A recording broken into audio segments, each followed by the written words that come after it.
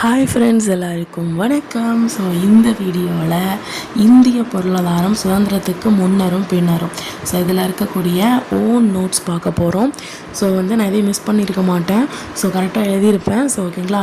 So கண்டிப்பாக இடையில ஷார்ட்கட்னு நான் உங்களுக்கு சொல்லுவேன். ஓகேங்களா. ஸோ ஸ்டார்ட் பண்ணிடலாம். ஃபஸ்ட்டு என்னது அப்படின்னா சுதந்திரம். ஓகேங்களா. சுதந்திரம் எந்த விலைக்கு ஈடாகாது. சுதந்திரம் வாழ்வின் சுவாசம்.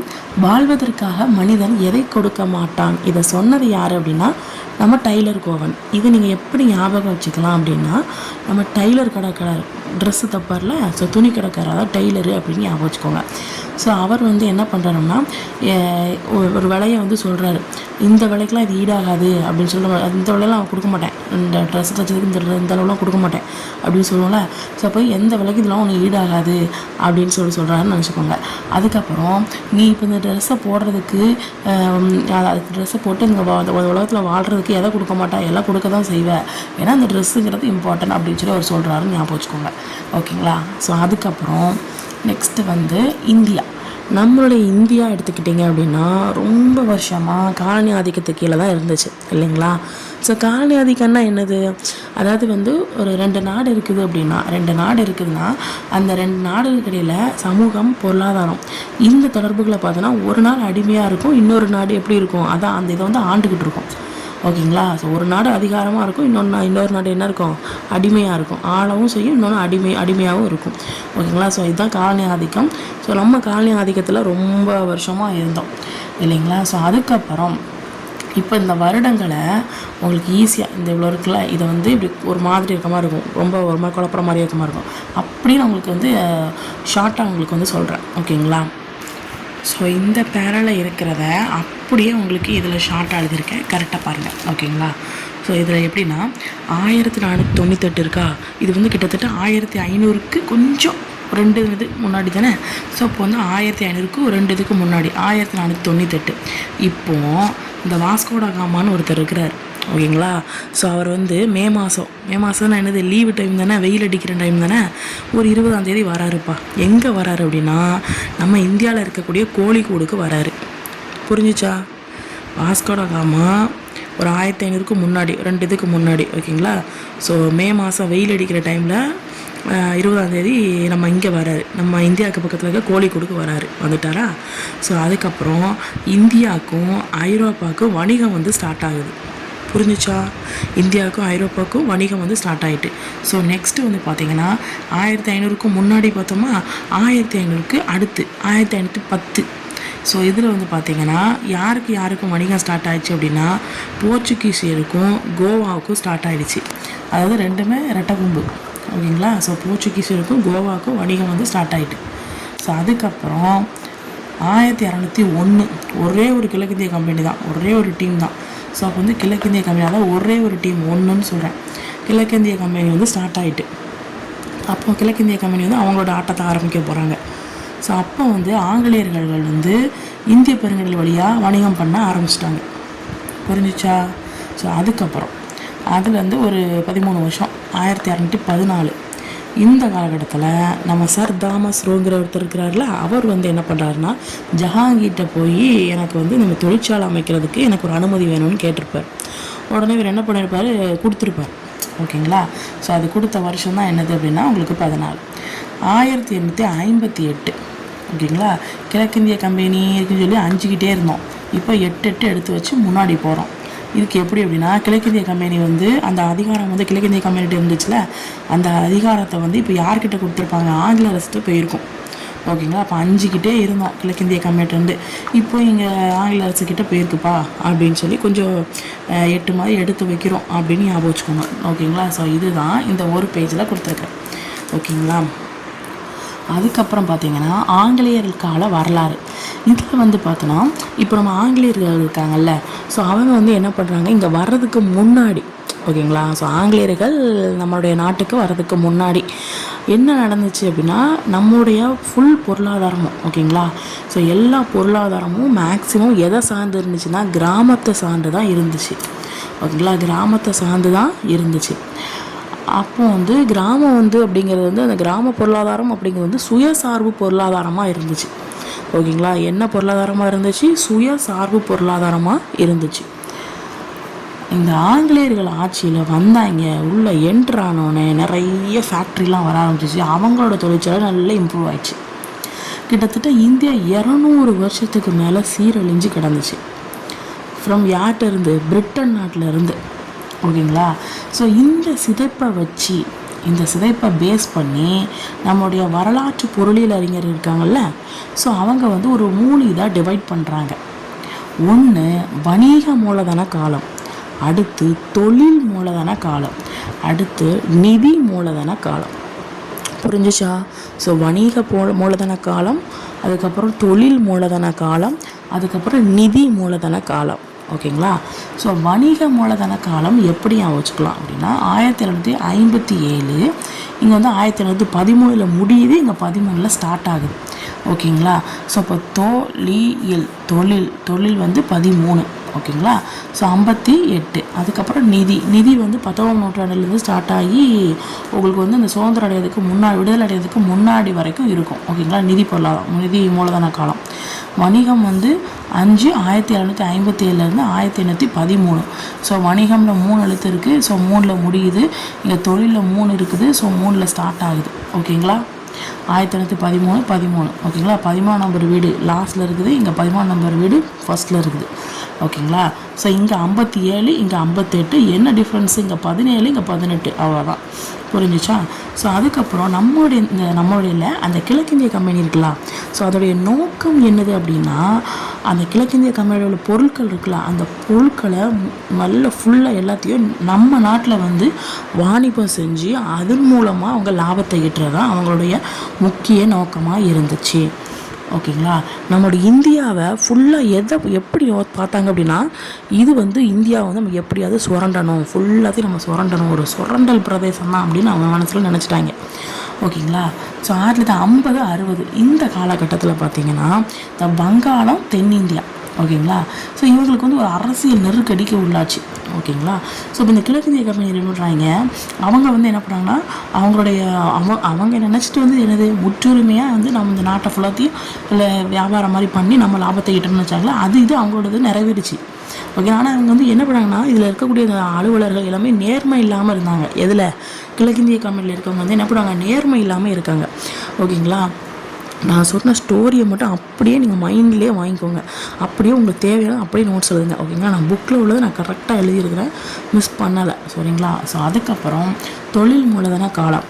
ஸோ தொழில் மூலதனம் காலம் அப்படின்னா, இப்போ பிரிட்டிஷ்காரங்க இருக்காங்களே, ஸோ அவங்களுடைய ட்ரெஸ்ஸு துணிகள் இருக்கணும், அதை நம்ம நாட்டில் வந்து விற்க ஆரம்பித்தாங்க. அப்போ அவங்களுக்கு தானே லாபம் இது அதிகமாகும். அப்போ நம்ம நாட்டில் வந்து விலை மலிவாக இருக்கும் தெரியுமா? இப்போ வந்து உப்பு வந்து அதிகமாக இருக்குதுன்னு வச்சுக்கோங்க நம்ம நாட்டில்.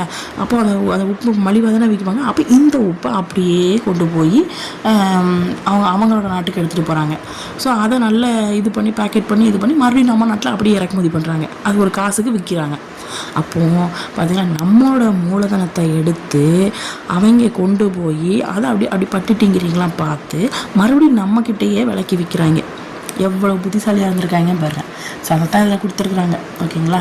இந்தமாதிரி கச்சா பொருட்கள் எல்லாத்தையும் ஏற்றுமதி செஞ்சு அப்புறம் இங்கிலாந்துக்கு போய் அங்கே நல்லா ஃபுல்லாக முழுமை பெற்றுட்டு அதுக்கப்புறம் மறுபடியும் நம்ம நாட்டில் இறக்குமதி பண்ணி நம்ம அதை காசு கொடுத்து வாங்குற மாதிரி, எப்படி நம்ம மூலதனத்தை வச்சு நமக்கு காசு கொடுத்து வாங்குற மாதிரி பண்ண வைக்கிறாங்க. ஸோ அதுக்கப்புறம் இந்த நம்ம இந்தியாவில் இருக்கக்கூடிய இந்த கைவினை பொருட்கள்லாம் செய்வாங்களா, ஸோ அதோடைய இது வந்து என்ன ஆயிடுச்சு, அப்படியே ஃப்ளாப் ஆகிடுச்சு. ஓகேங்களா? அதுக்கப்புறம் நிதி மூலதன காலம். ஸோ இதில் பார்த்தீங்கன்னா 19ஆம் நூற்றாண்டில், நான் சொன்னேன்ல 19ஆம் நூற்றாண்டு லாஸ்ட்டில் இருந்து உங்களுக்கு விடுதலை அடையிறதுக்கு முன்னாடி வரைக்கும் அவளுக்கு காலம் தான் இந்த நிதி மூலதன காலம் அப்படின்னு சொல்கிறாங்க. நான் ஆல்ரெடி சொன்னது அதே தான், இது கொஞ்சம் டிஃப்ரெண்ட். நம்மளுடைய மூலதனத்தை வச்சு கொள்ளையடித்து நம்ம நாட்டில் இருப்பு பாதை, சாலை வசதி, அஞ்சலகத்துறை, அப்புறம் அந்த பாசனம், ஐரோப்பிய வங்கி முறை, எப்படி நம்ம மூலதனத்தை கொள்ளையடித்து ஐரோப்பிய வங்கி முறையை நம்ம இதில் வந்து வச்சுருக்காங்க. ஓகேங்களா? அப்போ ஒரு பெரிய முதலீடு வந்து செய்யணும், அவங்களோட பணத்தை கொள்ளையடித்து நம்ம பெரிய முதலீடு செய்யணும் அப்படின்னு நினச்சி பிரிட்டிஷ் முடிவு பண்ணாங்க. ஓகேங்களா? ஸோ 1958 இந்த காலகட்டத்தில் ஆங்கில கிழக்கிந்திய கம்பெனி என்ன பண்ணுது அப்படின்னா, அவங்களுடைய அதிகாரத்தை பிரிட்டிஷ்கிட்ட கொடுத்துட்டு இவங்க இந்த கிழக்கிந்திய கம்பெனி ஏதோ பண்ணுறாங்க, ஏதோ ஏமாத்துறாங்க அப்படிங்கிறது தெரிஞ்சு போச்சு. ஸோ அப்போ அந்த ஆங்கில அரசர்கள் அவங்க வந்து என்ன பண்ணாங்க, இப்போ கிழக்கிந்திய கம்பெனி நீ இவ்வளோ நாள் பார்த்தது போதும்பா, நீ அக்கடான்னு போய் உட்காந்துக்கோ, ஸோ இனிமேல் நாங்கள் பார்த்துக்குறோம் அப்படின்னு சொல்லிட்டு என்ன பண்ணுறாங்க, இவங்க பிரிட்டிஷ் கையில் வந்திருக்கு. ஓகேங்களா. ஆங்கில கிழக்கிந்திய கம்பெனிங்கிறது ஒரு டீம், ஒரு குழு. ஓகேங்களா. ஸோ அந்த குழுட்டேருந்து வேண்டாமா நாங்களே நம்ம பார்த்துக்கிறோம்னு சொல்லிட்டு பிரிட்டிஷ் வந்து வாங்கிட்டு அப்போ இப்போ பிரிட்டிஷ் கையில் வந்துட்டு அப்போ வந்து நல்ல இந்த கைவினை பொருட்கள்லாம் நல்லா கொஞ்சம் வரவேற்பு எல்லாமே இருந்துச்சு. பருத்தி, பட்டாடை, அப்புறம் இந்த காலிக்கோ துணி, அலங்கார பொருள், மரச்சிற்பம், இது எல்லாமே இருந்துச்சு. அதுக்கப்புறம் இவ்வளோ நாள் அமைதியாக இருந்தவங்க சுங்கவரி கொள்கைன்னு ஒரு கொள்கையை வந்து ஆரம்பித்தாங்க. உடனே என்ன ஆயிடுச்சு, மறுபடியும் கைவினை பொருள் அழிஞ்சு போச்சு. ஓகேங்களா. ஸோ நவாப் ஆட்சிக்கும் சரி, அந்த அரசர் ஆட்சி அந்த காலத்திலும் இந்த ரெண்டுமே என்னாச்சு, அப்படியே முடிவு பெற்றுச்சு. ஸோ அப்போ அந்த ஹேண்டிகிராஃப்ட், அதாவது கேன்கிராஃப்ட், வந்து அந்த கைவினை பொருள் செய்கிற அந்த இது வந்து அந்த தொழில் அப்படியே முடிஞ்சு போச்சு. ஓகேங்களா. ஸோ அதுக்கப்புறம் இப்போ ரயில்வே அப்படிங்கிற ஒரு விஷயத்த வந்து அறிமுகம் பண்ணுறாங்க. யார்? பிரிட்டிஷ்காரங்க நம்ம நாட்டுக்கு நிறைய நல்லது பண்ணாங்க. ஆனால் அந்த நல்லது எல்லாமே ஒரு உள்நோக்கத்தோடு தான் பண்ணியிருக்காங்க. நிறைய சாலை வசதி, இருப்பு பாதை எல்லாம் போட்டாங்க. ஆனால் அதன் மூலமாக அவனுக்கு வந்து பணம் வரணுங்கிறதுக்காக தான் பண்ணுறான். ஓகேங்களா. ஸோ அப்போ ரயில்வேலாம் அறிமுகம் பண்ணாங்க. பிரிட்டிஷ் பொருள் அவங்க ஏன் அப்படின்னா, ஏன் ரயில்வே அறிமுகம் பண்ணாங்க, அவன் நாட்டிலேருந்து நம்ம நாட்டுக்கு பொருள் வரணும்ல, அவன் பொருளை நம்ம நாட்டில் வந்து விற்கணும்ல. ஸோ அதுக்காக இந்த பிளானை போடுறாங்க.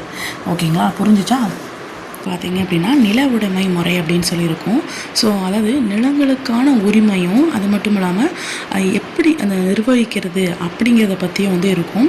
ஸோ அதில் வந்து பார்த்திங்கன்னா சில விஷயங்கள் வந்து என்ன பண்ணுறாங்க, வேறுபடுத்தி காமிச்சிருப்பாங்க. ஓகேங்களா. ஸோ அது என்னென்னா, இப்போ வந்து நிலம் வந்து யாருக்கு சொந்தமானது, அது மட்டும் இல்லாமல் நிலத்தை வந்து யார் வந்து அறுவடை செய்யலாம், அப்புறம் வந்து அந்த நில வரி இருக்குல்ல, அது வந்து கவர்மெண்ட்டுக்கு வந்து யார் வந்து செலுத்துவா, இந்த மாதிரி விஷயங்களை வந்து கொண்டிருந்துச்சு. ஸோ அதுக்கப்புறம் இதில் வந்து சுதந்திரத்துக்கு முன்னாடி பார்த்திங்க அப்படின்னா 3 டைப் வந்து நில உடைமை வந்து இருந்துச்சு. ஸோ ஜமீன்தாரி, நெக்ஸ்ட்டு வந்து நிலச்சுவாந்தாரி, அதுக்கப்புறம் மகள்வாரி, அதுக்கப்புறம் ரயத்துவாரி. ஓகேங்களா. ஸோ இப்போ இந்த இதில் ஜமீன்தாரி, நிலச்சுவாந்தாரி இந்த இது பார்க்கறதுக்கு முன்னாடி இந்த 1793 ஓகேங்களா, க ர இன் வ லி இஸ் எல்லாத்துலேயும் 3 வருதா. ஸோ அப்போ 3 லாஸ்ட்டில் வரும்னு ஞாபகம் வச்சுக்கோங்க. ஸோ அவர் வந்து நிரந்தர சொத்துரிமை சட்டம் அப்படிங்கிற ஒரு விஷயத்தை வந்து கொண்டு வந்தார். ஓகேங்களா.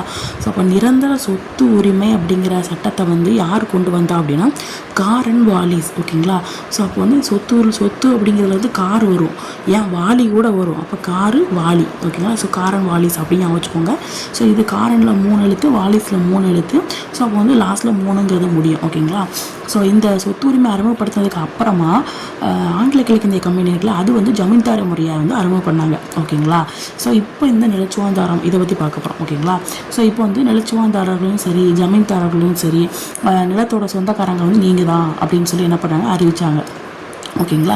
ஸோ இவங்க வந்து இந்த நிலத்தில் வருவாய் இருக்கும்ல, அந்த இதை வந்து கவர்மெண்ட்டுக்கு வந்து செலுத்தணும். ஓகேங்களா. ஸோ அதுதான் உங்களுடைய பொறுப்பு அப்படின்னு சொல்ல ஆரம்பித்தாங்க. ஓகேங்களா. அதுக்கப்புறம் ஒரு வேளை நீங்கள் அந்த வசூலிச்சிருப்பீங்களா, அதில் 11 பங்கில் 10 பங்கு நீங்கள் கவர்மெண்ட்டுக்கு கொடுக்கணும், மீதி பங்கை வந்து நீங்கள் என்ன பண்ணலாம், உங்களுக்கு சேலரியாக நீங்கள் எடுத்துக்கலாம் அப்படின்னு சொல்லிட்டாங்க. இதுதான் இந்த பாயிண்ட். ஓகேங்களா. ரொம்ப கன்ஃபியூஸ் பண்ணி அப்படியே பார்த்து எழுத வேண்டாம். ஸோ இதுதான் விஷயம் அப்படிங்கிறது தெரிஞ்சு நீங்கள் எழுதிக்கோங்க. ஓகேங்களா. ஸோ அதுக்கப்புறம் பார்த்தீங்கன்னா மகள்வாரி முறை, இனவாரி முறை, இதில் வந்து பார்த்தீங்கன்னா ஃபஸ்ட்டு எங்கே இன்ட்ரோ பண்ணாங்க அப்படின்னா மத்திய பிரதேசத்துலேயும் பஞ்சாப்லேயும். ஓகேங்களா. ஸோ இது வந்து ஃபஸ்ட்டு இன்ட்ரோ பண்ணதுக்கு அப்புறமா எங்கே வந்து விரிவுபடுத்துனாங்க அப்படின்னா மத்திய பிரதேசம், பஞ்சாப். ஓகேங்களா. அதுக்கப்புறம் இதை நிர்வாகம் செய்தவர்கள் யார் அப்படின்னா அந்த கிராமத்தில் இருக்கக்கூடிய மக்கள் குழுவினர்களும் நில சொந்தக்காரர்களும். ஓகேங்களா. ஸோ அந்த நிலத்துக்கு சொந்தக்காரங்க இவங்க தான் வந்து என்ன பண்ணாங்க, நிர்வாகம் செஞ்சாங்க. இதில் பார்த்தீங்கன்னா ஜமீன்தாரர்களும் அந்த நிலச்சுவாந்தாரர்களும், இதில் வந்து அந்த கிராம மக்கத்தில் குழுவினர் இருப்பாங்களோ அவங்களும் அந்த நிலத்துக்கு சொந்தக்காரங்களும். ஓகேங்களா. ஸோ அதுக்கப்புறம் இந்த ஒரு நிலம் இருக்குன்னா அந்த நிலத்தை வந்து என்ன பண்ணாங்க, டிவைட் பண்ணி அந்த விவசாயிகளுக்கெல்லாம் கொடுத்துட்றாங்க. கொடுத்துட்டு அதில் வந்து வருவாய் வரும்ல, அந்த வருவாயை நம்ம வந்து என்ன பண்ணுறோம், கவர்மெண்ட்டுக்கு கொடுக்குறோம் அப்படிங்கிற மாதிரி இருந்துச்சு. ஓகேங்களா. ஸோ அப்போ வந்து இது வந்து கிராம மக்கள் குழு அல்லது அந்த நில சொந்தக்காரர்கிட்ட அவங்கக்கிட்ட அந்த நிர்வாகம் பண்ணிட்டு இருந்தாங்க. அவங்க வந்து விவசாயிகளுக்கு பிரித்து கொடுத்து நீங்கள் வந்து அதில் வசூல் அந்த அமௌண்ட் வரும்னா அதை வந்து நீங்கள் என்ன பண்ணுங்கள், கவர்மெண்ட்டுக்கு கேட்டுங்கன்னு சொல்லி கொடுத்துட்றாங்க. ஸோ ரயத்துவாரி மற்றும் சொந்த சாகுபடி பார்த்தீங்க அப்படின்னா இதில் ஃபஸ்ட்டு எங்கே இன்ட்ரோ பண்ணாங்கன்னா தமிழ்நாட்டில். ஸோ அதுக்கப்புறம் தான் மகாராஷ்டிரா, குஜராத்து, அதுக்கப்புறம் அஸ்ஸாம், கூர்க், அதுக்கப்புறம் கிழக்கு பஞ்சாப், மத்திய பிரதேசம், இது இடத்துலலாம் விரிவு பண்ணாங்க. நான் அந்த எழுதலாம் ஒரு மாதிரி வேகமாக எழுதியிருப்பேன். ஏன்னா இது வந்து முன்னாடி எழுதுனது, எப்போ எழுதுனதே எனக்கு ஞாபகம் இல்லை. ஸோ அந்தளவுக்கு முன்னாடி எழுதுனது. ஸோ கடகடன்னு எழுதியிருப்பேன். ஸோ சொல்கிறத மட்டும் மைண்டில் வச்சுக்கோங்க. மகாராஷ்டிரா, குஜராத்து, அஸ்ஸாமு, கூர்க், கிழக்கு பஞ்சாப், மத்திய பிரதேசம். ஓகேங்களா. ஸோ அதுக்கப்புறம் இந்த முறையில் பார்த்திங்கன்னா நிலத்தை சொந்தம் கொண்டாடுறது யார் அப்படின்னா, அது மட்டும் இல்லாமல் நிலத்தோட ஃபுல் கட்டுப்பாடு இது எல்லாமே அந்த நிலத்தை வச்சுருப்பாங்களே உரிமையாளர் அவங்க கிட்ட தான் இருந்துச்சு. ஓகேங்களா. ஸோ அதுக்கப்புறம் சுதந்திரத்துக்கு முன்னாடி வந்து இது வந்து அடக்குமுறை அப்படிங்கிறது கம்மியாக தான் இருந்துச்சு அப்படின்னு சொல்கிறாங்க. ஸோ அதுக்கப்புறம் தொழில் மற்றும் காலனித்துவ முதலாளித்துவம் அப்படின்னு சொல்கிறாங்க. இதில் வந்து பார்த்திங்கன்னா இந்த மாற்ற செயல்பாடு 2 டைப்பாக இருக்குது. ஒன்று வந்து 19ஆம் நூற்றாண்டில் தொழில் வளர்ச்சி, இன்னொன்று வந்து 20ஆம் நூற்றாண்டுடைய தொழில் முன்னேற்றம். ஸோ இதில் வந்து பார்த்திங்கன்னா ஆங்கில முதலீட்டாளர்கள் வந்து என்ன பண்ணுறாங்க அப்படின்னா, நிறைய தொழில் நிறுவனங்கள் வந்து என்ன பண்ணுறாங்க அப்படின்னா நம்ம இந்தியாவில் வந்து ஸ்டார்ட் பண்ணுறாங்க. ஓகேங்களா. அவங்களுடைய நோக்கம் என்னது அப்படின்னா லாபம் வந்து பெறுது. அவங்களுடைய பொருட்களை நம்ம நாட்டு சந்தையில் விற்று லாபம் வாங்குறது அவங்களுடைய முக்கிய நோக்கமாக இருந்துச்சு. ஸோ அவங்க வந்து நம்முடைய இந்திய பொருளாதாரத்தை முன்னேற்றம் செய்யணும்னு சொல்லி அவங்க அது அவங்களுடைய நோக்கம் கிடையாது. நம்ம நாட்டிலேருந்து நிறைய சுரண்டணும், அதுக்கப்புறம் அவங்க நம்ம நாட்டை வந்து சந்தையாக யூஸ் பண்ணி அவங்க பொருளை லாபம் ஈட்டணும், அவ்வளோதான். ஓகேங்களா. 19ஆம் நூற்றாண்டில் லாஸ்ட்டில் வந்து பார்த்திங்கன்னா 36 சணல் ஆலையும் 194 பருத்தி ஆலைகளும் அதுக்கப்புறம் நிறைய தொழில் பூங்கா இது எல்லாத்தையும் உருவாக்குனாங்க. எல்லாமே அவங்களுக்காக மட்டும்தான். ஓகேங்களா. அதுக்கப்புறம் நிலக்கரி உற்பத்தி வந்து பார்த்திங்கன்னா வருஷத்துக்கு 6 மில்லியன் டன்னாக வந்து இருந்துச்சு. ஓகேங்களா. 6 மில்லியன் டன்னாக இருந்துச்சு. அதுக்கப்புறம் 20ஆம் நூற்றாண்டில் தொழில் முன்னேற்றம் பார்த்திங்கன்னா இந்த 20ஆம் நூற்றாண்டுக்கு முன்னாடி பார்த்திங்கன்னா சுதேசி இயக்கம் அப்படிங்கிறது வந்து தொழில்மயமாதல் அப்படிங்கிற விஷயத்தை வந்து ஊக்குவிச்சுது 20ஆம் நூற்றாண்டுக்கு முன்னாடி. ஓகேங்களா. ஸோ 1914 உலகப்போர் வெடிப்பு வந்துச்சு. அதுக்கப்புறமா இந்தியாவில் வந்து பார்த்திங்கன்னா பழைய அப்புறம் புதிய நிறுவனம் இது எல்லாமே கொஞ்சம் நிலையான வளர்ச்சியில் இருந்துச்சு. உலகப்போர் 1914க்கு அப்புறமா. ஓகேங்களா. ஸோ அதுக்கப்புறம் 70க்கும் மேற்பட்ட பருத்தி ஆலைகள் இருந்துச்சு, 30க்கும் மேற்பட்ட ஜன்னல் ஆலைகள் இருந்துச்சு. அப்புறம் நிலக்கரி உற்பத்தி எல்லாமே 2 மடங்கு வந்துச்சு. ஸோ இரும்பு எஃகு இதுக்கு எல்லாமே அடித்தளம் போட்டாங்க. அப்புறம் ரயில்வே அமைப்பு இது எல்லாமே வர ஆரம்பிச்சுட்டு ஒன்றா. ஓகேங்களா. ஸோ அதுக்கப்புறம் 1924, 39, 25 காவாசிக்கு ஒரு இது கம்மி, இங்கே அந்த 40க்கு ஒரு இது கம்மி. ஓகேங்களா.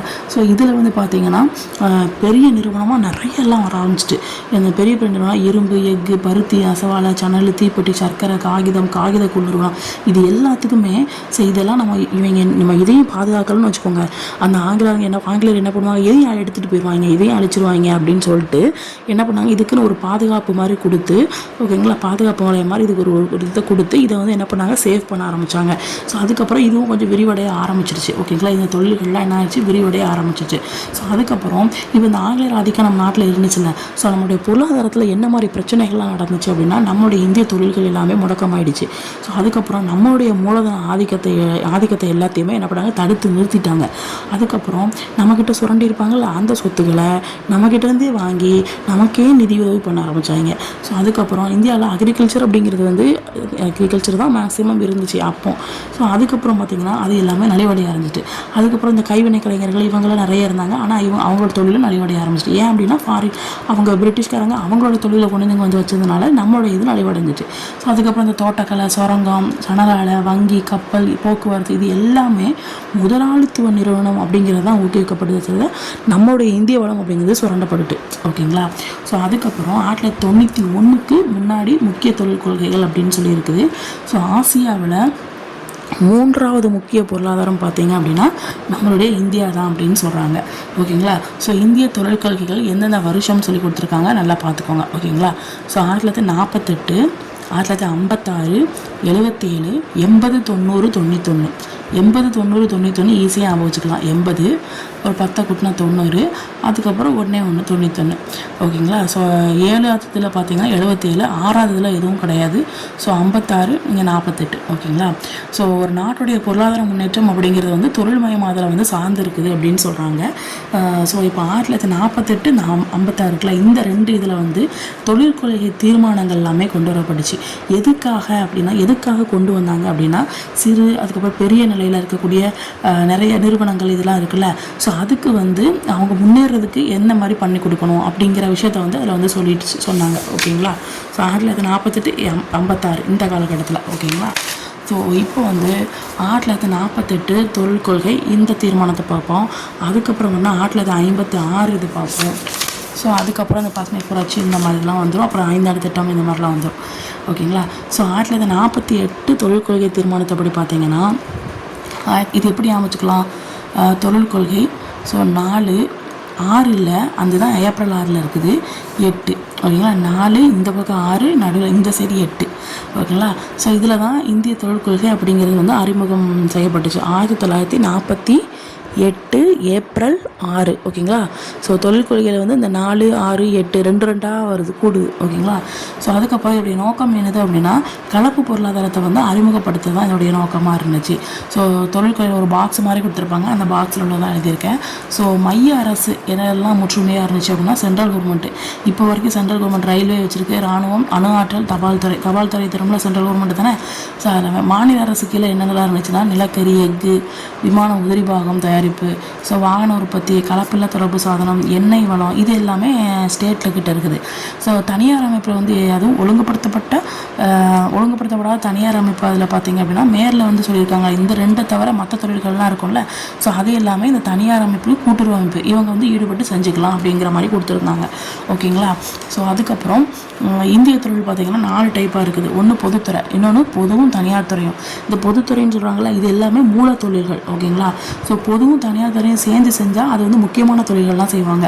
ஸோ கட்டுப்படுத்தப்பட்ட தனியார் துறை, ஸோ இதில் வந்து பார்த்திங்கன்னா இதில் எதுவும் போடலை. ஸோ கட்டுப்படுத்தப்பட்ட தனியார் துறைக்கு விட்டுருவாங்க. ஸோ அவங்க கண்ட்ரோல், ஒரு சில கண்ட்ரோல் வந்து கொடுத்துருப்பாங்க. ஓகேங்களா. ஸோ அதுக்கப்புறம் தனியார் மற்றும் கூட்டுறவு நிறுவனம். ஓகேங்களா. தனியார் மற்றும் கூட்டுறவு நிறுவனம் சேர்ந்து செய்கிற மாதிரி. ஓகேங்களா. ஸோ இந்த கொள்கைகளை வந்து பாதுகாக்கிறதுக்காக நிறைய குடிசை தொழில், அதாவது இந்த கொள்கைகள்லாம் இருக்குல்ல, இதை எதை வந்து பாதுகாக்குது அப்படின்னா இந்த குடிசை தொழில், சிறிய அளவிலான தொழில், இந்த மாதிரி விஷயத்தை வந்து என்ன பண்ணுது பாதுகாக்கிறதுக்காக இந்த மாதிரி தான் கொண்டு வந்தாங்க. ஸோ அதுக்கப்புறம் வந்து இரும்பு பாதை, இரும்பு தாது, கனிம வளம், இந்த இது எல்லாமே யார்கிட்ட இருக்குதுன்னா மத்திய மாநில இவங்க 2 பேர்கிட்டே அதிகமாக வந்து இருந்துச்சு அப்படின்னு சொல்லுவாங்க. பொறுப்பு வந்து இருந்துச்சு அப்படின்னு சொன்னாங்க. ஓகேங்களா.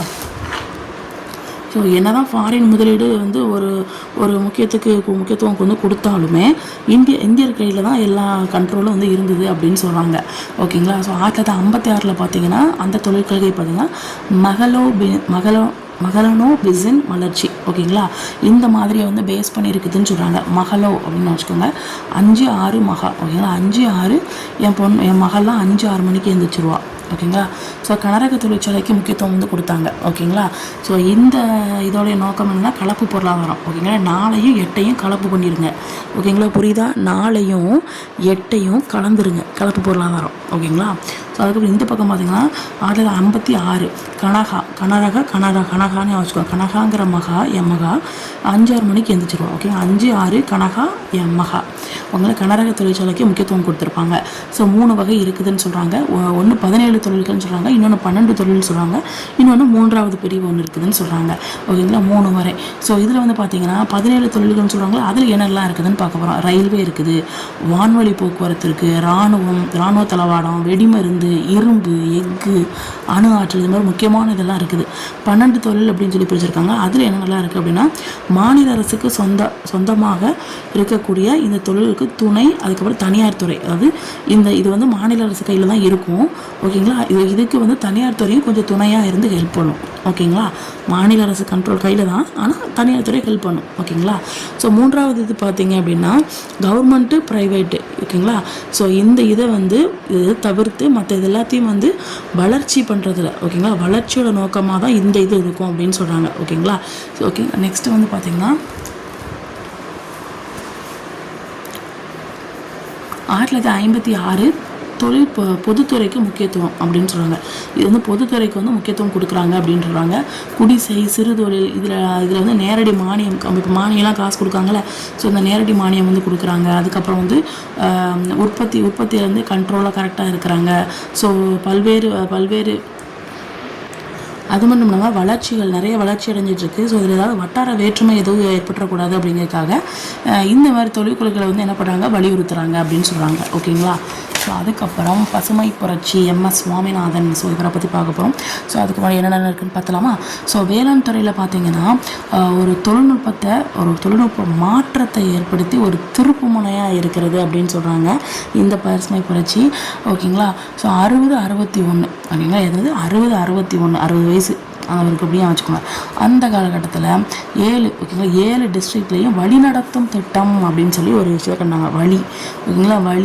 60-61 வயசுலலாம் நமக்கு ஒரு வழிகாட்டுறதுக்கு யாராவது ஒருத்தவங்க வேணும். ஓகேங்களா. ஸோ இப்போ வந்து 7 டிஸ்ட்ரிக்டில் வந்து ஆரம்பித்தாங்க. ஸோ அதில் என்னது அப்படின்னா புதிய தொழில்நுட்பத்தை வந்து நம்ம வேளாண் துறையில் வந்து யூஸ் பண்ணணும், அதுக்கான முயற்சி தான் என்னது இந்த வழிநடத்தும் திட்டம். ஓகேங்களா.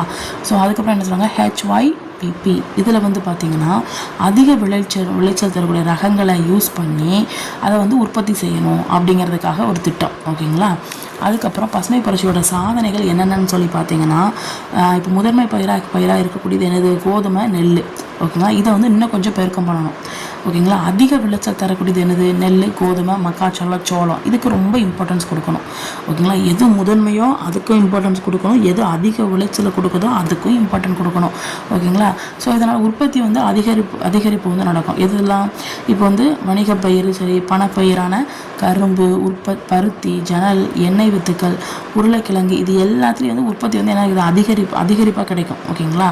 ஸோ அதுக்கப்புறம் பார்த்திங்கன்னா சிறந்த விதைகளை வந்து தேர்ந்தெடுத்து அவருடைய உற்பத்தி திறனை வந்து இன்னும் கொஞ்சம் என்ன பண்ணுறாங்க, பெருக்கம் பண்ணுறாங்க. ஓகேங்களா.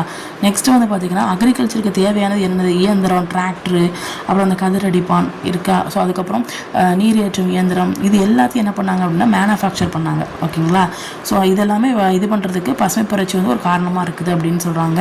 ஸோ வில்லேஜில் வந்து நிறைய வேலைவாய்ப்பு வந்து வழங்கணும் அப்படிங்கிற மாதிரி இருந்துச்சு. ஸோ அதே மாதிரி வேலைவாய்ப்பு வந்துச்சு. ஓகேங்களா. ஸோ நிறைய வகைகளான பயிர்கள் எல்லாத்தையும் வளர்த்தாங்க. ஓகேங்களா. அதுக்கப்புறம் பார்த்திங்கன்னா நெக்ஸ்ட் வந்து இந்த பேங்க்கு, அந்த கூட்டுறவு வங்கி இதெல்லாமே இருக்குல்ல, இதன் மூலமாக எனக்கு நிதி ஆதாரத்தை வந்து என்ன பண்ணிட்டாங்க, ஈஸியாக கடனை வந்து வாங்க ஆரம்பிச்சிட்டாங்க. ஸோ இதனால் மக்கள், விவசாயிகள்லாம் இன்னும் நிறைய இதை வந்து ஈடுபட ஆரம்பித்தாங்க. ஓகேங்களா. ஸோ அதுக்கப்புறம் பார்த்திங்கன்னா புதிய வேளாண் யுக்தி அப்படிங்கிற ஒரு இது சொல்கிறாங்க. ஸோ புதிய வேளாண் தொழில்நுட்பம், அதுக்கப்புறம் விதை உரங்கள், அதுக்கப்புறம் தண்ணீர் தொழில்நுட்பம், பசுமை புரட்சி, இது எல்லாமே வந்து இந்த புதிய வேளாண் யுக்தியை வந்து அவங்க யூஸ் பண்ணாங்க. ஓகேங்களா. அதாவது புதிய வேளாண் தொழில்நுட்பம், புதுசாக டெக்னாலஜி, அப்புறம் விதை உரம், அப்புறம் இந்த தண்ணீரை வந்து ஈஸியாக எல்லா செடிக்கும் ஊற்றுறது, அப்புறம் பசுமை புரட்சி, இது எல்லாத்தையும் வந்து கொண்டு வந்தாங்க. வானவில் புரட்சின்னு சொல்லி ஒரு பாக்ஸில் கொடுத்துருப்பாங்க. ஸோ அதுதான் இது. ஸோ இதில் வந்து பார்த்திங்கன்னா அந்த பசுமை புரட்சியுடைய பலவீனம் அப்படிங்கிறது எது அப்படின்னா பருவமழையை நம்பி இருக்கிறோம். ஸோ அந்த நிலைமை தான் நம்ம இப்போவும் இருக்குது. ஸோ அதனால் என்ன பண்ணுறோம், இது வந்து ஒரு பலவீனமாக இருக்குதுன்னு சொல்கிறாங்க. ஸோ அதுக்கப்புறம் விதையும் சரி, விதை, உரம், பூச்சிக்கொல்லி, அதுக்கப்புறம் இதுக்கு எல்லாத்துக்கும் வந்து மூலதனம், தண்ணீர் அப்படிங்கிறது வந்து ஒரு தேவைப்படுது இல்லைங்களா. ஸோ அதுக்கப்புறம் இந்த பெரு, குறு, இதில் வந்து வருமான இடைவெளி அப்படிங்கிறது வந்து அதிகரிக்குது அப்படின்னு சொல்கிறாங்க. ஓகேங்களா. ஸோ ஏற்றத்தாழ்வு வந்து அதிகரிக்குது அப்படின்னு சொல்கிறாங்க. ஸோ அதுக்கப்புறம் பண்ணைகள் எல்லாமே இயந்திரமயமாக்கம் அடைஞ்சிச்சு. ஓகேங்களா. ஸோ அப்போ இயந்திரமயமாக்கமாக இப்போ வேலையின்மை அப்படிங்கிறது எல்லாமே மெஷின் வந்துட்டுனா மனுஷங்களுக்கு என்ன வேலை, அப்போ வேலையின்மை அப்படிங்கிறது வந்து அதிகரிப்பு அடைஞ்சிட்டு. ஓகேங்களா. ஸோ பஞ்சாப், ஹரியானா இந்த மாதிரி இடத்துல. ஓகேங்களா. அதுக்கப்புறம் பசுமை புரட்சி அப்படிங்கிறத பார்க்கறதுக்கு முன்னாடி ஸோ இப்போ இந்த 1948 ஒரு தொழில் கொள்கை பார்த்தோம், அதே மாதிரி 1956 ஒரு தொழில் கொள்கை பார்த்தோம். ஸோ அந்த லாஸ்ட்டில் அதை ஒரே ஒரு பாயிண்ட் மட்டும் ஆட் பண்ணிக்கோங்க. 1991 இந்த தொழிற்கொள்கையுடைய நோக்கம் என்னது அப்படின்னா நம்மளுடைய இந்திய பொருளாதாரத்தை இருக்குல்ல, அந்த பொருளாதாரத்தை வந்து உலகமயமாக்கல் மூலமாக நிறைய அங்காடியை வந்து திறந்து வைக்கணும் அப்படின்னு சொல்கிறாங்க. ஓகேங்களா. ஸோ நம்மளுடைய பொருட்கள் வந்து நிறைய இடத்துல ஏற்றுமதியாகி அங்கே வந்து சந்தைகள் வைக்கிற மாதிரி, ஸோ நம்ம நாட்டிலே நிறைய சந்தைகள் வந்து வர்ற மாதிரி, ஸோ இந்த மாதிரி நம்மளோட இந்திய பொருளாதாரத்தை வந்து இன்னும் டெவலப் பண்ணணும் அப்படிங்கிறது இதோடைய நோக்கமாக இருக்குது. ஸோ இதனால் பணவீக்கம் அப்படிங்கிறது வந்து குறையும், அந்நிய செலவாணி இருப்பு வந்து அதிகரிக்கும் அப்படின்னு சொல்கிறாங்க. ஸோ அதுக்கப்புறம் இரண்டாவது பசுமை புரட்சி பார்த்திங்க அப்படின்னா இது வந்து எதுக்காக, இதோடைய நோக்கம் என்னது அப்படின்னா முதல் பசுமை புரட்சி அப்படிங்கிறது வந்து எதுக்கு, அந்த வேளாண்மை வந்து ரொம்ப பழைய டெக்னாலஜியாக இருக்குது. ஸோ அதனால் புதிய தொழில்நுட்பத்தை வந்து நம்ம வந்து கொண்டு வரணும் அப்படிங்கிறதுக்காக. ஸோ ரெண்டாவது பசுமை புரட்சி அப்படிங்கிறது வந்து எதுக்கு அப்படின்னா அந்த வேளாண்மை வந்து இன்னும் அதிகப்படுத்துறதுக்காக, அதிக வேளாண்மை வளர்ச்சிக்காக. ஓகேங்களா. ஸோ இதான் இரண்டாவது பசுமை புரட்சியோடைய நோக்கம் அப்படின்னு சொல்கிறாங்க. ஸோ 2006, 2007 கணக்கெடுப்பு படி பார்த்தீங்க அப்படின்னா 214 மில்லியன் ஓகேங்களா உணவு பயிர் வந்து இது பண்ணியிருக்கிறாங்க. ஸோ 2020 பார்த்தீங்கன்னா 400 வந்து உயர்ந்திருக்கு. ஓகேங்களா. 2006, 2007 எத்தனை வந்து இருந்திருக்கு அப்படின்னா 214, 200 சம்திங். 2020 பார்த்தீங்கன்னா 400. இப்போ 20, 2, 4, ஸோ அப்போ 400 அப்படி ஞாபகம் வச்சுக்கலாம். ஸோ இந்த திட்டத்தில் வந்து பார்த்திங்க அப்படின்னா அடுத்த 15 வருஷத்துக்குள்ளே 5%, 5% வந்து 6%க்குள்ளே உயர்த்தணும் அப்படின்னு அவங்களுடைய நோக்கமாக வந்து இருக்குது. ஸோ இந்த இரண்டாம் பசுமை புரட்சியில் என்னென்ன தேவைகள் இருக்குது அப்படின்னா, ஒன்று வந்து நம்ம அந்த மரபணு மாற்றம் செய்யப்பட்ட விதைகளை வந்து நம்ம அறிமுகம் பண்ணணும். ஓகேங்களா. ஸோ புதுசாக விதைகளை வந்து நம்ம என்ன பண்ணணும், அறிமுகம் பண்ணணும் மரபணு மாற்றம் மூலமாக. ஸோ அதுக்கப்புறம் தனியார் தரப்பு வந்து நம்ம வந்து இதை வந்து நம்ம சந்தைப்படுத்தணும் அப்படின்னா அதுக்கு தனியார் துறையுடைய பங்களிப்பு அப்படிங்கிறது வேணும். அதுக்கப்புறம் கவர்மெண்ட்டோடைய பங்குன்னு சொல்லி எதுலலாம் இருக்கணும் அப்படின்னா பாசன வசதியில் அதுக்கப்புறம் இந்த பாசன வசதி தனியாக நல்ல கிடைக்கிற ஏன்னா நம்ம வந்து மழையை தான் நம்பி இருக்கணும். ஸோ அதனால் அந்த பாசன வசதியை வந்து துரிதப்படுத்துறதுக்காக. ஸோ அதுக்கப்புறம் ஏதாவது நிதி ஆதாரம் அமௌண்ட்டு ஏதாவது ஒரு பிரச்சனை ஏதாவது வந்துச்சுன்னா அதை தீர்த்து வைக்கிறதுக்கு இந்த கவர்மெண்ட்டோடைய பங்கு வந்து தேவை அப்படின்னு சொல்கிறாங்க. ஸோ அதுக்கப்புறம் நதிநீர் இணைப்பு மூலமாக இது நிறைய நமக்கு வந்து இது நிறைய வந்து தண்ணி வந்து தேவைப்படும் இல்லைங்களா. ஸோ இப்போ நதிநீர் இணைப்பு மூலமாக நமக்கு வந்து கவர்மெண்ட்டுக்கு வந்து ஒரு நமக்கு வந்து என்ன சொல்கிறது அவங்க வந்து இதுக்கு நமக்கு ஒரு ஹெல்ப் பண்ணணும் அப்படிங்கிற மாதிரி சொல்கிறாங்க. ஓகேங்களா. ஸோ அடுத்து வந்து பார்த்திங்கன்னா பெரிய அளவிலான தொழிற்சாலை அப்படின்னு சொல்லி பார்த்திங்கன்னா இரும்பு எஃகு தொழிற்சாலை, அதுக்கப்புறம் சணல் தொழில், பருத்தியும் நெசவு தொழிலும், அதுக்கப்புறம் சர்க்கரை தொழில், அதுக்கப்புறம் உரத்தொழில், விகித தொழில், அப்புறம் பட்டு தொழில், அதுக்கப்புறம் பெட்ரோலியம், இயற்கை எரிவாயு, இதெல்லாம் பெரிய அளவிலான தொழிற்சாலையாக போயிருந்துச்சு. ஸோ அதுக்கப்புறம் இரும்பு மற்றும் எஃகு தொழிற்சாலை, நெசவு தொழிற்சாலை, ஆட்டோமொபைல் தொழிற்சாலை போன்ற கனரக தொழிற்சாலைகளும் இருந்தது. ஃபஸ்ட்டு நல்லா கேட்டுக்கோங்க. ஃபஸ்ட்டு எஃகு தொழிற்சாலை ஜாரியாவில் உள்ள குல்டி அப்படிங்கிற இடத்துல நிறுவப்பட்டுச்சு. ஸோ இது எப்படி ஞாபகம் வச்சுக்கலாம்னா, ஃபஸ்ட்டு எக்கை உடச்சி ஜாரில் போட்டு குடி, ஓகேங்களா. ஸோ ஃபஸ்ட்டு எக்கை ஜாரில் போட்டு உடச்சி குடி, அவ்வளோதான். ஸோ ஃபஸ்ட்டு எஃகு தொழிற்சாலை எங்கே இருக்குது? ஜாரு. ஸோ ஜாரியாவில் எந்த இடத்துல குடி அப்படின்னா குல்டி அப்படின்னு ஞாபகம் வச்சுக்கலாம். ஸோ நெக்ஸ்ட்டு மேற்கு வங்காளத்தில் உள்ள வங்காள இரும்பு தொழில் கம்பெனி வந்து 1870 வந்து இது பண்ணாங்க. இது எப்படி ஞாபகம் வச்சுக்கலாம் அப்படின்னா, வங்காளம் நீ பங்கு அப்படின்னு சொல்லுவோம்னா, ஸோ பங்கு அது 70 வயசு ஆனால் கூட இரும்பு மாதிரி இருப்பாங்க. ஸோ அப்படி ஞாபகம் வச்சுக்கலாம். நெக்ஸ்ட்டு வந்து 1907 இதில் பார்த்தீங்க அப்படின்னா பெரிய இரும்பு எஃகு தொழிற்சாலை வந்து அதாவது டிஸ்கோ அப்படின்னு சொல்லுவாங்க, ஜாம்ஷெட்பூரில் ஸ்டார்ட் பண்ணாங்க. அதுக்கப்புறம் இதே டிஸ்கோ தொழிற்சாலை வந்து 1919 இது 1907 இது 1919 இது இன்னும் இது எப்படி வச்சுக்கலாம், 7 வயசுல சில பேர் இரும்பு மாதிரி இருப்பாங்க ஜாம் சாப்பிட்டு, அப்போ ஜாமு இரும்பு, ஓகேங்களா. ஸோ டிஸ்கோ ஆடிட்டு அப்படின்னு ஞாபகம் வச்சுக்கலாம்.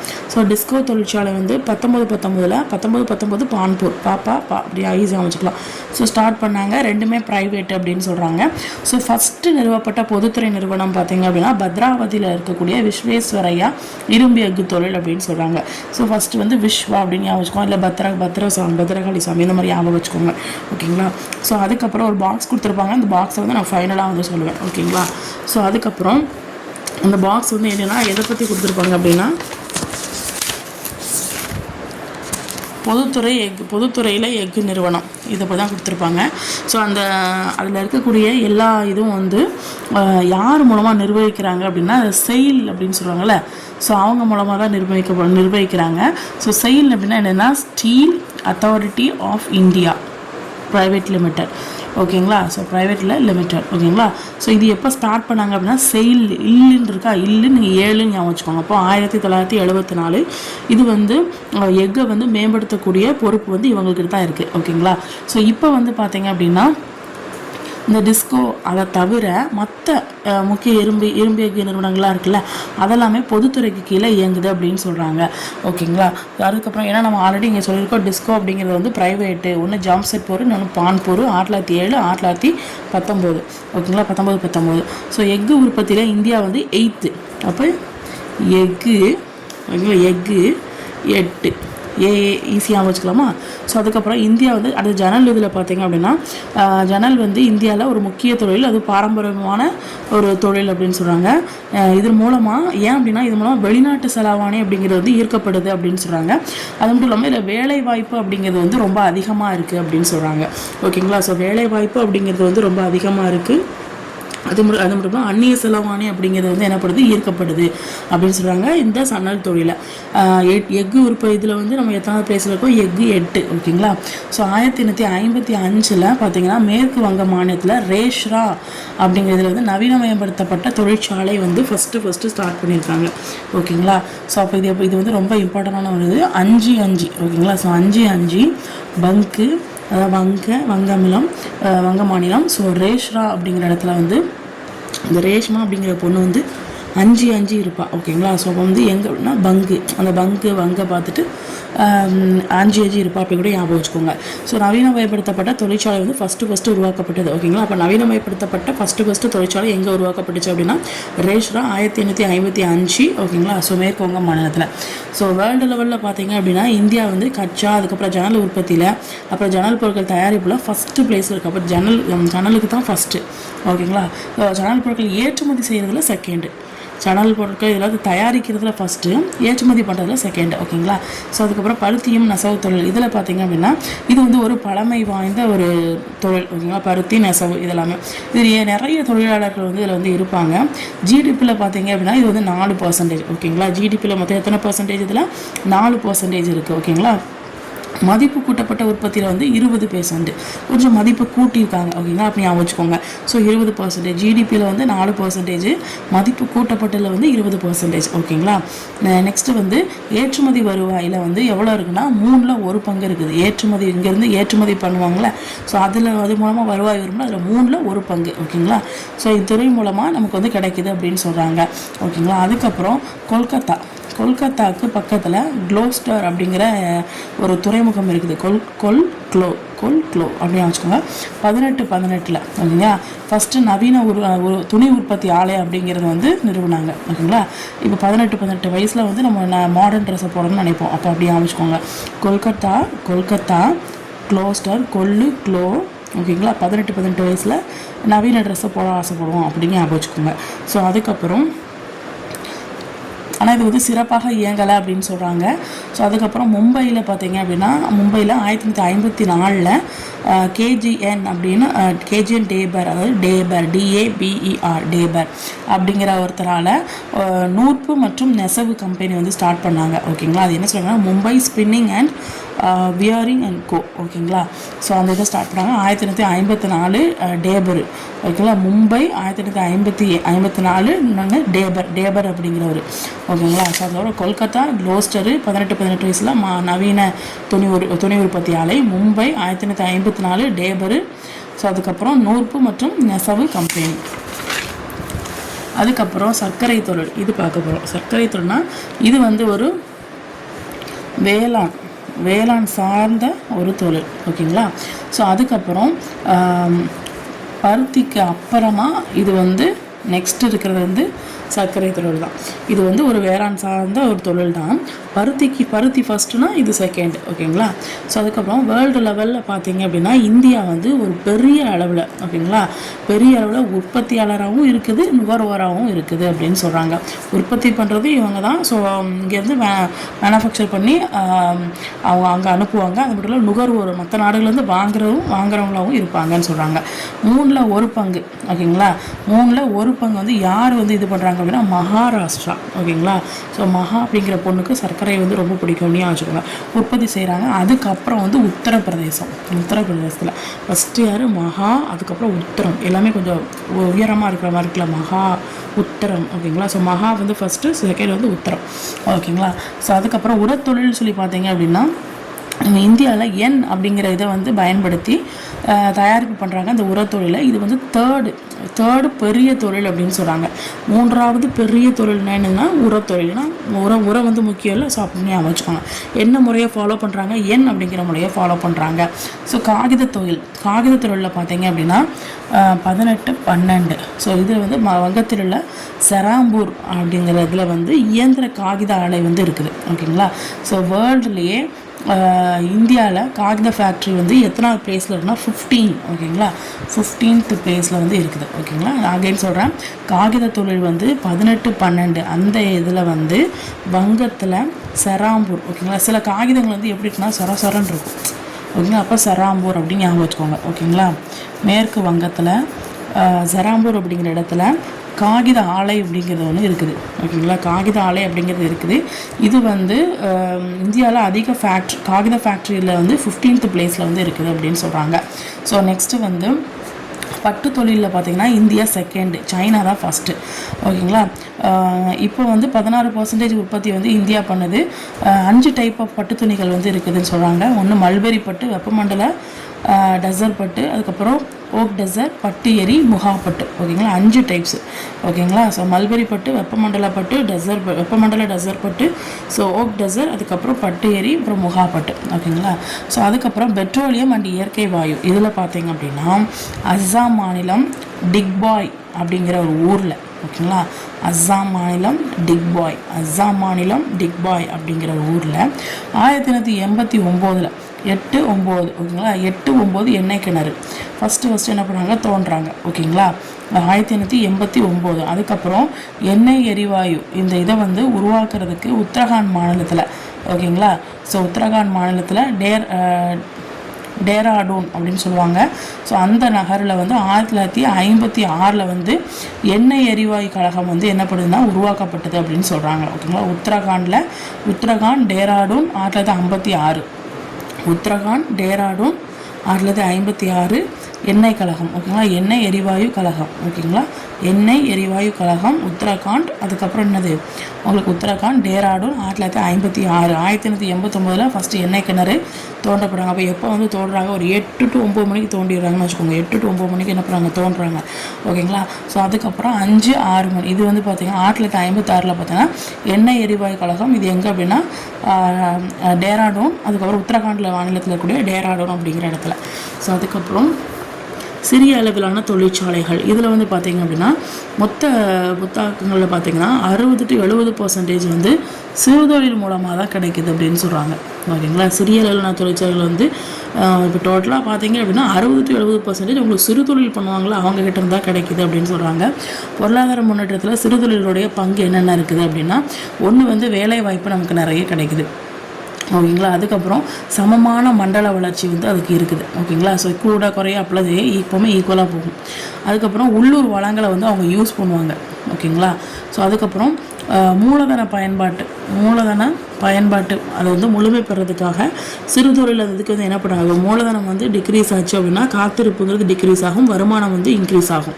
ஓகேங்களா, ஸோ அதுக்கப்புறம் சிறுதொழில் வந்து அதுக்கு ஹெல்ப்ஃபுல்லாக இருக்குது. மூலதன பயன்பாடு முழுமை பெறதுக்கு சிறுதொழில் வந்து ஹெல்ப்பாக இருக்குது. ஸோ மூலதனம் டிக்ரீஸ் ஆச்சு அப்படின்னா காத்திருப்பு அப்படிங்கிறது டிக்ரீஸ் ஆகும், வருமானம் அப்படிங்கிறது இன்க்ரீஸ் ஆகும்.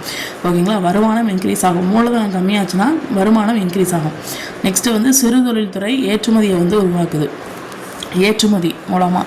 ஓகேங்களா, ஸோ பெரிய அளவிலான தொழில்களுக்கு சிறுதொழில் நிறுவனங்களின் பங்கு. ஸோ அப்போ பெரிய தொழில் இது பண்ணணும்னா அதுக்கு சிறுதொழில் வந்து ஏதாச்சும் ஒரு ஹெல்ப் பண்ணும் இல்லைங்களா. ஸோ சிறுதொழில் நிறுவனங்கள் நுகர்வோர் தேவைகளை வந்து என்ன பண்ணுறது, பூர்த்தி செய்யும். ஓகேங்களா, அது போன்று தொழில் முனைவோர்களை இன்னும் கொஞ்சம் என்ன பண்ணுறது, என்கரேஜ் பண்ணி ஊக்குவிக்குது. ஓகேங்களா, ஸோ அதுக்கப்புறம் வந்து குறு சிறு நடுத்தர நிறுவனம் MSMEs. ஓகேங்களா, ஸோ இதில் வந்து குறு உற்பத்தி நிறுவனம், சிறு உற்பத்தி நிறுவனம், நடுத்தர உற்பத்தி நிறுவனம். ஓகேங்களா, ஸோ குறு சிறு உற்பத்தி நிறுவனம், நடுத்தர உற்பத்தி நிறுவனம். இதில் வந்து தொழிற்சாலை, அதுக்கப்புறம் இது என்ன எழுதியிருக்குன்னு தெரில. ஓகேங்களா, ஸோ தொழிற்சாலை இதனுடைய முதலீடு வந்து 25 lakhsக்கு மிகாமல் இருக்கணும். சிறு இதில் பார்த்திங்க அப்படின்னா 25 lakhsக்கு வந்து அதிகம், அதுக்கப்புறம் 5 கோடிக்கு மிகாமல் இருக்கணும். ஓகே, 25 லட்சம், இது 25 லட்சம், 25 லட்சத்துக்குள்ளே. ஓகேங்களா, இது 25 லட்சத்துலேருந்து 5 கோடி, இது 5 கோடி to 10 கோடி. ஓகேங்களா, அவ்வளோதான். ஸோ சேவை நிறுவனம் பார்த்திங்கன்னா குறு சேவை, சிறு சேவை, நடுத்தர சேவை. இதில் வந்து சேவையில் பார்த்தீங்கன்னா 10 லட்சம், இது 10 to 2 கோடி, இது 2 கோடி to 5 கோடி. ஓகேங்களா, ஸோ இவ்வளோ இருக்கணும் அப்படின்னு சொல்கிறாங்க. ஸோ அதுக்கப்புறம் பொதுத்துறை, தனியார் துறை. இதில் அப்புறம் பேங்க். இதில் பார்த்தீங்க அப்படின்னா இது என்னென்ன பேங்க் இதெல்லாம் பேர்லாம் போட்டிருப்பாங்க. So IDBI, SBI, bank of India, bank of Baroda. தனியார் துறை வந்து Karur Vysya, JGK bank, axis, federal, HDFC, Kotak, ICICI, ING, YES. அதுக்கப்புறம் இது என்ன இருக்குன்னு தெரில. ஓகேங்களா, ஸோ அதுக்கப்புறம் இந்த இதில் பார்த்திங்கன்னா இது எல்லாமே வந்து என்ன, அரசாங்க பங்குகளை பெரும்பான்மையாக வந்து கொண்டு இருக்கும் அப்படின்னு சொல்கிறாங்க. Example SBI. ஓகேங்களா, கவர்மெண்ட்டோடைய பங்கு வந்து இங்கே எல்லாம் அதிகமாக இருக்கும். ஓகேங்களா, ஸோ இப்போ வந்து 58.60 இந்த பங்கு வந்து இருக்கும்னு சொல்கிறாங்க SBI. ஓகேங்களா, அதுக்கப்புறம் 58.87 பங்கு வந்து எதுக்குன்னா PNBக்கு வந்து இருக்கும். ஓகேங்களா, அதான் கிட்டத்தட்ட 50% அப்படின்னு சொல்கிறாங்க. 58 வந்துருக்குல்ல, ஸோ 50% அப்படின்னு சொல்கிறாங்க. ஜென்ரலாக மேபி சேஞ்ச் ஆகலாம் அப்படின்னு சொல்கிறாங்க. ஒன்று வந்து 2 டைப்ஸாக இருக்குது. ஒன்று வந்து தேசியமயமாக்கப்பட்ட, இன்னொன்று மாநிலம் அல்லது கூட்டு நிறுவனம். ஓகேங்களா, இது எல்லாமே கவர்மெண்ட்டோடைய கண்ட்ரோல் கீழே தான் இருக்கும். இந்தியாவில் டோட்டல் பேங்க் வந்து பார்த்திங்கன்னா 72.9%. பொதுத்துறை மொத்தம் 27 பேங்க் வந்து இருக்குது அப்படின்னு சொல்கிறாங்க. ஓகேங்களா, ஸோ அதுக்கப்புறம் மீதம் வந்து தனியார் துறை வந்து இருக்குது அப்படின்னு சொல்கிறாங்க. ஓகேங்களா, ஸோ அதுக்கப்புறம் தலைமை வங்கி பார்த்திங்க அப்படின்னா ஆர்பிஐ. ஓகேங்களா, ஸோ இதான் என்ன பண்ணணும், மணியை வந்து நமக்கு கொடுக்கும். ஓகேங்களா, நெக்ஸ்ட்டு வந்து பேங்க்கு சிறு நிதி வங்கிகளுக்கு உரிமம், இது வந்து எஸ்எஃப்பி அப்படிங்கிறது வந்து கொடுக்குதுன்னு சொல்கிறாங்க. ஸோ அதுக்கப்புறம் வங்கிகள் தேசியமயமாக்கப்படல். இந்த லாஸ்ட்டாக ஒரு இது மட்டும் பார்த்துக்கலாம். ஸோ வங்கிகள் தேசியமயமாக்கப்படல் இதில் வந்து என்னென்னா ஃப்ரீடமுக்கு அப்புறமா நம்ம இந்தியா வந்து திட்டமிட்ட பொருளாதார மேம்பாட்டு கொள்கையை வந்து ஃபாலோ பண்ணுச்சு. ஓகேங்களா, ஸோ 1951 உங்களுக்கு வந்து 5ஆண்டு திட்டம் அப்படிங்கிறது வந்து ஸ்டார்ட் ஆச்சு. அதோடைய நோக்கம் என்னது அப்படின்னா சமூக நலத்தை பேணுறது. ஓகேங்களா, ஸோ ஃப்ரீடத்துக்கு முன்னாடி பார்த்திங்க அப்படின்னா நிறைய வணிக வங்கிகள் வந்து ப்ரைவேட்டில் தான் இருந்துச்சு. ஸோ அவங்க வந்து இந்த சமூக இலக்கு அடைகிறதுக்கு எந்த ஒரு ஹெல்ப்பும் பண்ணலை. ஸோ அதனால் என்ன பண்ணாங்க, நம்ம தேசியமயமாக்கிடுவோம் அப்படின்னு சொல்லிட்டு என்ன பண்ணுறாங்க அப்படின்னா 14 பெரிய வணிக வங்கிகளை ஜூலை 19, 1969 தேசியமயமாக்க செஞ்சுருப்பாங்க. ஸோ 1980 பார்த்திங்கன்னா இன்னும் அடுத்த ஒரு 6 பேங்க்கை வந்து தேசியமயமாக்கியிருப்பாங்க. ஓகேங்களா, ஸோ அதுக்கப்புறம் இப்போ வந்து இந்த இது வரைக்கும் நான் உங்களுக்கு நடத்திடுவேன். மற்றது எல்லாமே உங்களுக்கு ஷார்ட்கட்டுக்கு அடுத்தடுத்த வீடியோ வந்துடும். பார்ட் 2ல் வந்து வந்துடும். ஓகேங்களா, ஸோ சமூக தனியாக வந்து நம்ம இதில் சொல்லுவோம்ல, ஸ்டேட்டில் சொல்லுவோம்ல, ஸோ அந்த போர்டில் வந்து உங்களுக்கு டீச் பண்ணிடுவேன். ஸோ தேசியமயமாக்கம் நோக்கம் பார்த்திங்க அப்படின்னா சமூக நலன் அடைவது தான் அதோடைய நோக்கம். ஸோ அதுக்கப்புறம் சிறு குடிசைகளை விரிவுபடுத்துறது, பொருளாதாரத்தை முன்னேற்றம் அடைய செய்கிறது, நிதி தேவைப்பட்டால் கொடுக்கறது, ஸோ இலகுவாக கடன் அளிக்கிறதுக்கு. ஸோ இப்போ வந்து வில்லேஜ் இந்த வங்கியை வந்து இன்னும் கொஞ்சம் என்கரேஜ் பண்ணுறது, ஏற்றத்தாழ்வை குறைக்கிறதுக்கு. ஸோ அப்புறம் வந்து பேங்க்குடைய பிரான்ச் எல்லாமே வில்லேஜ்லேயும் இருக்கிற மாதிரி, ஸோ வேளாண் துறைக்கு வந்து அல்லது பிற துறைக்கு வந்து கடன் கொடுக்குற மாதிரி, இந்த மாதிரி எல்லா விஷயங்களும் வந்து தேசியமயமாக்கத்துடைய நோக்கமாக இருந்துச்சு. ஓகேங்களா, ஸோ 1991 ஒரு புதிய தொழில் கொள்கை அப்படின்னு சொல்லி இது பண்ணாங்கல்ல. ஸோ அதுக்கப்புறமா வந்து இந்திய வங்கித்துறை வந்து நிறைய போட்டி திறமை மற்றும் உற்பத்தி திறன் இது எல்லாத்தையும் எதிர்கொண்டு வருது அப்படின்னு சொல்கிறாங்க. ஓகேங்களா, ஸோ அதுக்கப்புறம் இந்த இது இருக்குல்ல, இது எல்லாமே உங்களுக்கு வந்து போர்டில் ஷார்ட்கட்டோடு வந்துடும். இது வந்து என்னது அப்படின்னா என்னென்ன வங்கிகள் வந்து உங்களுக்கு தேசியமயமாக்கப்பட்டிருக்கு அப்படின்னு வரும். அதுக்கப்புறம் இந்த 5ஆண்டு திட்டம் இருக்குல்ல, ஸோ இதுவும் ஷார்ட்கட்டாக உங்களுக்கு வந்துடும். ஸோ அதுக்கப்புறம் இந்த நிதி ஆயோக்கோட சேர்ந்து இந்த நம்ம டேட்டா இதெல்லாம் இருக்கும்ல, ஸோ சென்சஸ் டேட்டா, அந்த டேட்டா எல்லாமே உங்களுக்கு வந்துடும். ஸோ அதுக்கப்புறம் இந்த பசுமை புரட்சி என்னென்ன இதுன்னு சொல்லுவாங்கள்ல, ஸோ அதுக்கப்புறம் இந்த பொதுத்துறையில் எஃகு நிறுவனம் இதுவும், அதுக்கப்புறம் அவ்வளோதான். ஸோ இந்த இதை ஆல்ரெடி நான் சொல்லிட்டேன் உங்களுக்கு. அந்த எந்தெந்த யூனிவர்சிட்டி தேசியமயமாக்கப்படணும், ஸோ இது எல்லாத்தையும் உங்களுக்கு பார்ட் 2 வீடியோவில் ஷார்ட்கட்டாக வந்துடும். ஓகேங்களா, ஸோ ஃபஸ்ட் டைம் கொஞ்சம் டீச் பண்ணுறதுனால கொஞ்சம் சில மிஸ்டேக்ஸ் வரும். ஸோ அது மட்டும் இல்லாமல் இது ஓன் நோட்ஸுங்கிறனால கொஞ்சம் இதாக இருக்கும். ஸோ வந்து ஒரு தடவை நீங்கள் வந்து பார்த்துக்கோங்க. மேக்ஸிமம் எல்லாத்தையும் நான் நோட்டோட செக் பண்ணிட்டேன். ஓகேங்களா, ஸோ இதோட இந்த இது முடிஞ்சிச்சு. ஸோ பார்ட் 2 வீடியோ, ஸோ அடுத்து ஃபுல்லாக ஷார்ட்கட் மட்டும்தான் வரும். ஓகேங்களா,